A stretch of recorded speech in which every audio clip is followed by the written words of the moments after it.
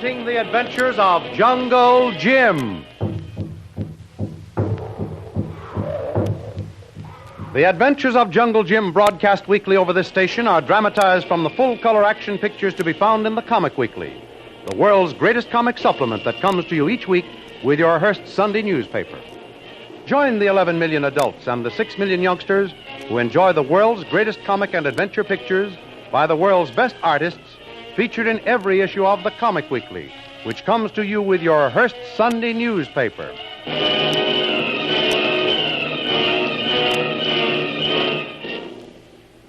Jungle Jim planned to investigate Thorson's Island, looking for a possible secret submarine base. The dangers this mission presented made him decide to try it alone. But Kitty St. John stowed away on the trading schooner which carried him within a few miles of the island. Consequently, he had only one choice: to take her along. They rehearsed a story of shipwreck and agreed to pose as Mr. and Mrs. James Bradley. After throwing away their oars, the plan called for wrecking the boat in the heavy surf, taking a chance that Kitty could make her way to the beach while Jim would hide somewhere on the rocky shore. The scheme worked perfectly. Kitty was rescued by two of Thorson's guards, while Jim, unknown even to Kitty, secreted himself in a rocky cove while she was taken up to the magnificent library in his huge castle to be interviewed by Bull Thorson. How do you feel this morning, Mrs. Bradley? Except that I'm alone in the world now, I feel wonderful. Why, this place is a paradise on earth. You ought to be congratulated, Mr. Thorson. My dear Mrs. Bradley, you ought to be congratulated on being alive. Yes, I suppose I am fortunate. My poor husband, that was a horrible voyage. Maybe you should begin at the beginning and tell us all of your story. That is, if you feel up to it. Think you're strong enough? Oh, of course. There's so little to tell. It was all so simple. Yes. To you, it is simple, but we're total strangers. Go on, Mrs. Bradley. Well, Mr. Bradley and I have taken a Caribbean cruise every summer for the past few years. This was the first on the Nancy Sea, and she was such a stout boat, too. About 70 tons, sloop rig. Strange that you should be wrecked so easily. We had no storm on the island. Oh, not at all. A rather severe blow came up very suddenly. It was a funny storm. The sun was bright on the port side, and from starboard a sheet of black storm clouds came at us like an express train. It hit us broadside. We would have weathered it, too, but as we heeled over, the rudder post snapped. Didn't you have a motor? Yes, but the first wave cut the motor out and drenched our batteries, too. Without either motor or rudder, we were helpless. That would be a bad situation. What about the crew? The waves broke so badly over us from then on. I saw 3 of them. One was carried over with the mast, and the other managed to launch one of the boats. And Mr. Bradley and I took the other. It was our only chance. I don't see how you ever got the boats over in a blow like you've described. Well, probably our only bit of good fortune, if one can call it that, was we shipped so much water there was a heavy list to port. And the lull between waves being about 10 seconds, it was just time enough to loosen the boat from the davits and let it launch itself. Yes, that would be possible. Go on. We had practically no food, just some hard biscuits and a little water, and it wasn't so sweet either. What I don't understand, Mrs. Bradley, is how you were able to make the island at all. You see, the currents are offshore a few miles out. We didn't know which way we were traveling till morning. And while the storm died down toward dawn, the wind was still from the east, so it blew us westward. But you lost your oars. Oh, I did that. Jim was asleep, and I was supposed to keep headway, but I dozed off. It seemed only for a second, but when we woke up, the oars were gone. Yes. Well, you were in a fix. Who's there? It's me. Oh, come in, Sasha. Mrs. Bradley is just telling me her story. Oh. Well, I'll be back in a moment. I forgot something. That's my secretary, Mrs. Bradley. I want you to meet her. You two should get on famously. What did you say her name was, Mr. Thorson? I said her name was Sasha. Wonderful person, Mrs. Bradley. Been with me for years. Yes, I'm looking forward to a meeting. Sasha. Pretty name, isn't it? She has such an unusual voice. Seems almost as if I've heard it before. But... Oh, to get back to my tale. Yes, go ahead. Well, then, almost before we knew it, your island loomed over the horizon. And what a welcome sight. I never knew a palm tree could look so good.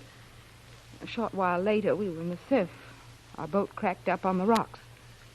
That's all I remember till I came to on the beach. Your men had pulled me out of the water, but my Jim... Well, that's the last I ever saw of him. There, my dear. You'll just have to face the facts. I'm very sorry for you. Won't he be washed ashore? I'm having every inch of the beach gone over. My men are searching everywhere for him. Well, he might even be alive and have come ashore at some other place. He was a very strong swimmer. Well, I don't want to discourage you, but miracles seldom happen in pairs. For one to survive the surf off the East Coast is almost unheard of. Well, I'm still going to hope and pray. Good girl. Maybe you'd better rest now, Mrs. Bradley. I'll expect you for dinner at, say, 8:30. Oh, I'll be delighted. Thank you for your kindness. Till 8:30, then. Bye. I think that girl is telling the truth.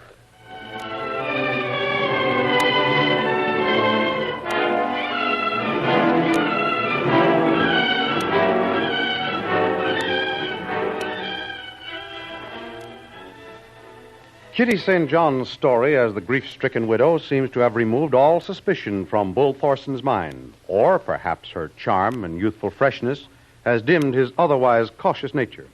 In any case, she has gained admission as a temporary house guest. In the meantime, the guards who rescued Kitty are combing every inch of the beach for any trace of Jungle Jim.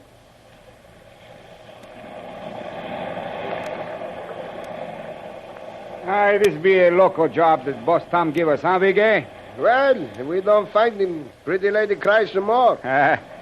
You know, I think that Bull Thorson like that new lady, huh? I see him look and look at her. Oh, you know, if that Sasha see him look at her, there'd be difficulty for both Mr. Bull and Mrs. Bradley. Ah, that one. Sasha, just like my wife. She be jealous like a cat. Maybe she got reason. Senora Bradley, very pretty. Say, look what be there. Wave, just break over it. Where? Oh, yes, I see, but it look like a head. Maybe it's her Jim. I go. All right. What you find, Big A? It is nothing. Only coconut. You think this Jim have coconut head? No. I think Boss Tom have stupid head to give us this job. We never find this Jim. Well, up there by the big rock is the place where we begin. When we get there, we have been all around the island. Hey, look. There, piece of boat. She was not there when we go past last time. You are right, Big A. Come on, we look. Yeah. If robot come in with tide, Yeah. maybe it bringing this Jim too. Well, we see the boat first. Maybe it's not the one. Hey, Frank. Huh? Frank, What? this is it. Look name. Nancy C. Jacksonville. That is the boat she says she was in. Madre de Dios. How she break up on the rock? I can't understand why that senora don't break her neck the same time. It is not the time for her to die, that is all. Biggie! That be Boss Tom. I wonder what you want now. You go and see. I find more pieces of boat. Biggie, come here! Yes, boss. What do you want? Have you fellas been over this part of the beach yet? We go all around the island one time. Are these footprints here when you passed? No. Where do they come from?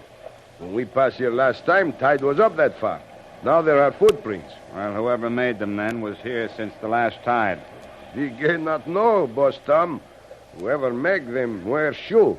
Frank never wear shoe, and me, I don't have one shoe in 2 years. Well, let's follow them anyway. They lead right up into that tangled bush. You want me to call Frank? What's he doing? Well, we find piece of Senora Bradley's boat. Have name on Nancy C. Nancy C., huh? Where'd you find it? On beach. Frank look for more pieces. Well, let him look. We'll follow this trail here. Who can make those footprints, boss? I don't know. That's what we're going to find out right now.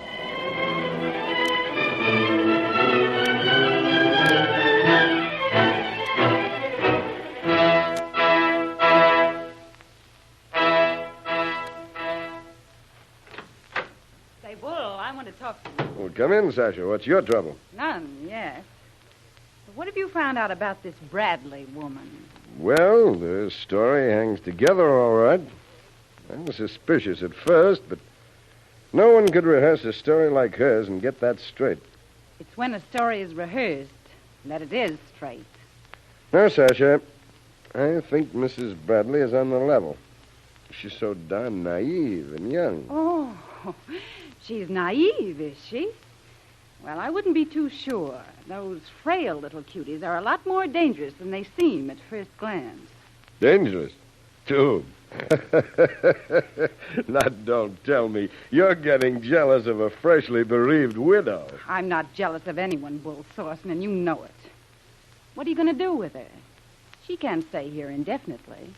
We got to get rid of her, and soon. Well, she only got here this morning. You can't send her away before dinner. Wait till you meet her, Sasha. She's really charming in a way. Well, charming or not, she or any stranger is dangerous to have on this island. By the way, how did your guards make out on that search? Find any trace of the man who was supposed to be with her? No. It's the only part of her story that has me puzzled. Although Bill, up in the tower, verified the fact that there were two people in the boat.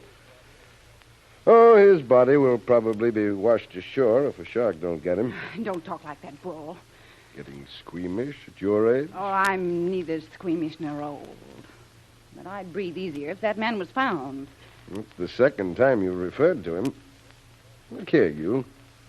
What do you know about these people that you're concealing from me? Nothing, Bull, dear. Well, you're certainly touchy to complain about Mrs. Bradley.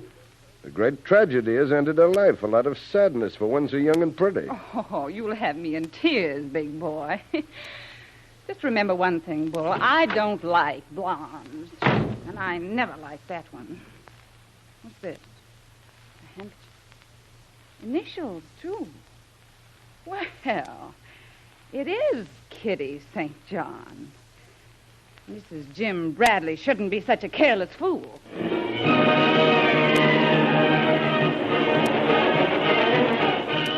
That seems proof enough to Sasha that Mrs. Bradley is Kitty St. John. But what of Jungle Jim? Did he really escape the treacherous surf? Are Bull Thorson's guards following his footprints? Don't miss the next exciting episode of The Adventures of Jungle Jim. Remember, you can follow these adventures in the full-color action pictures to be found in the Comic Weekly, the world's greatest comic supplement containing the best full-color adventure and comic pictures. Remember, no other comic supplement can give you the top names of cartoonland like the all-star favorites to be found in the Comic Weekly. The whole family follow the fun and frolics of Jiggs and Maggie, the Little King, the immortal Donald Duck, as well as the exciting adventures of Jungle Jim and Flash Gordon. Join the 11 million adults and the 6 million youngsters who every week find the greatest of home entertainment in the Comic Weekly, which comes to you with your Hearst Sunday newspaper. More thrilling radio adventures of Jungle Jim will be heard at the same time next week over the same station. Be sure to tune in.